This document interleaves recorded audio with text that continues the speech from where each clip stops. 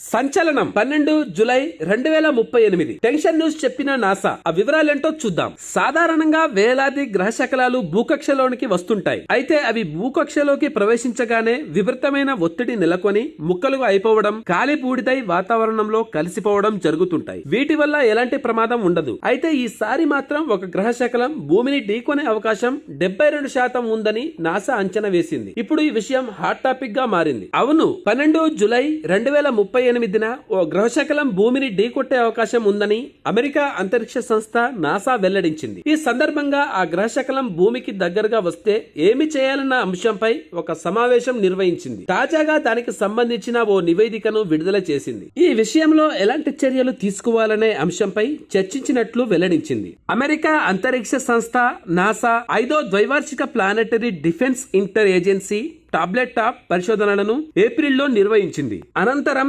తాజాగా జూన్లో 20న మేరీల్యాండ్ లోని లారెన్ లోని జాన్స్ హోప్కిన్స్ అప్లైడ్ ఫిజిక్స్ ల్యాబొరేటరీలో చేసిన పరిశోధనలో గ్రహశకలం భూమిని ఢీకొనే అవకాశం ఉందనే ఊహాత్మక అంశంపై అభ్యసనం చేసింది. ఈ పరిశోధనలో నాసాతో పాటు అమెరికా ప్రభుత్వ ఏజెన్సీలు, అంతర్జాతీయంగా నాసాకు సహకారం అందిస్తున్న పలువురు ప్రతినిధులు పాల్గొన్నారని సంస్థ వెల్లడించింది. అయితే ఆ గ్రహశకలం పరిమాణం, దీర్ఘకాలిక పథాన్ని ఖచ్చితంగా నిర్ణయించడానికి ఈ ప్రాథమిక పరిశీలన సరిపోదని నాసా తెలిపింది. తాజాగా ఈ విషయాలపై వాషింగ్టన్ లోని నాసా హెడ్ క్వార్టర్స్ లో ఉన్న ప్లానెటరీ డిఫెన్స్ ఆఫీసర్ లిండ్లీ జాన్సన్ స్పందించారు. ఒక పెద్ద గ్రహశకలం ప్రభావం అనేది మానవాళికి ఉన్న ఏకైక సహజ విపత్తు అని, ఇది సంవత్సరాల ముందుగానే అంచనా వేయడానికి, నిరోధించడానికి తగిన సమయం, సాంకేతికత ఉందని తెలిపారు. ఈ కార్యక్రమంలో పాల్గొనేవారు ప్రత్యేకంగా సవాలు చేసే పరిస్థితులను పరిగణలోకి తీసుకోవాల్సి ఉంటుందని అన్నారు. Thanks for watching.